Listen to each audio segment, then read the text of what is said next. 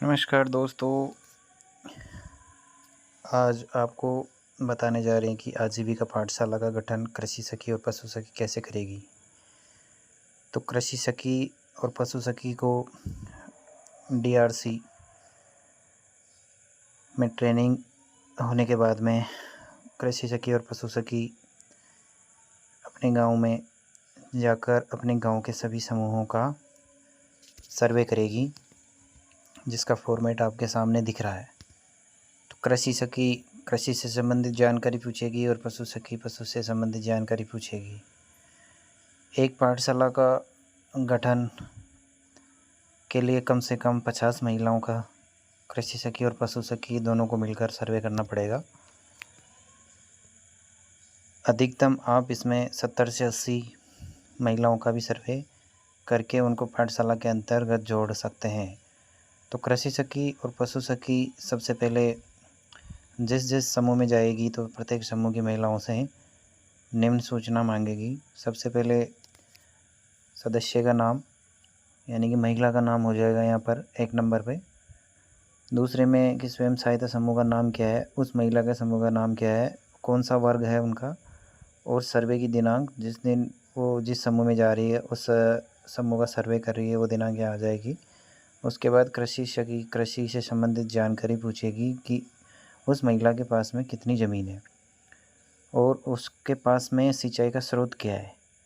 इतनी सी जानकारी इसमें कृषि सखी पूछेगी। उसके बाद पशुधन की जानकारी के लिए पशु सखी पूछेगी कि कुल पशुओं की संख्या कितनी है और दुधारू पशुओं की संख्या कितनी है।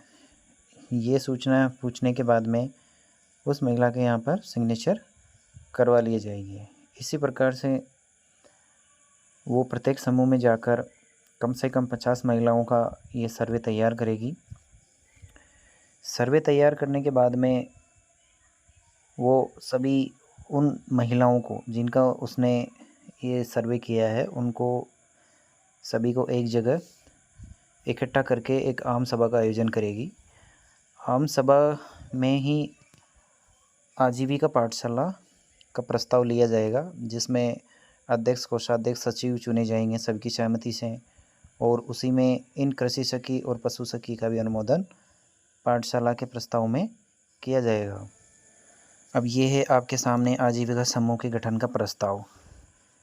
तो आम सभा के अंदर सभी महिलाओं के साथ में इस प्रस्ताव का अनुमोदन किया जाएगा, जिसमें सबसे पहले आपको यहाँ दिख रहा होगा मोहल्ला। तो यदि मान लो उस गांव में मोहल्ला है कोई, तो उस मोहल्ले का नाम आ जाएगा, उस गांव का नाम आ जाएगा, क्लस्टर का नाम आ जाएगा, ब्लॉक का नाम आ जाएगा और ज़िले का नाम आ जाएगा। उसके बाद इसमें लिखा जाएगा कि आज दिनांक, जिस दिनांक को वहाँ पर आम सभा की जा रही है वो दिनांक यहाँ आ जाएगी। उसके बाद उस पाठशाला को नाम दिया जाएगा सभी की सहमति से, वो यहाँ आ जाएगा कि जैसे मान लो कोई पाठशाला का नाम दे दिया राधे कृष्णा पाठशाला, तो यहाँ आ जाएगा राधे कृष्णा आजीविका समूह। गांव का नाम आ जाएगा कि बैठक का आयोजन किया गया जिसमें निम्न बिंदुओं पर चर्चा की गई। तो सभी से पहले सभी महिलाएं अपना परिचय करेगी।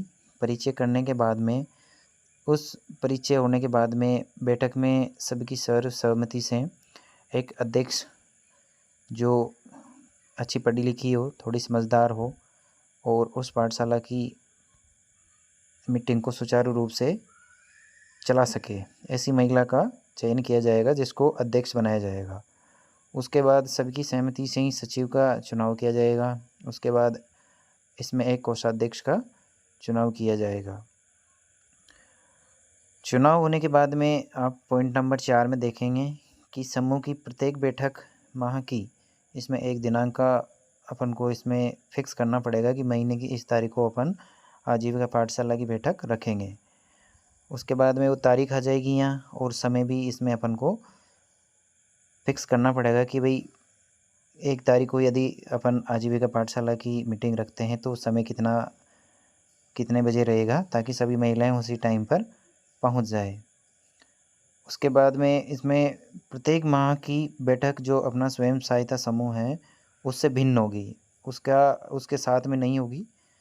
और इसी पॉइंट नंबर 7 में है, इसी आपके गठन का जो आजीविका पाठशाला है, इसके गठन का जो प्रस्ताव का अनुमोदन होगा, इसी मीटिंग के अंदर कृषि सखी और पशु सखी का भी अनुमोदन किया जाएगा।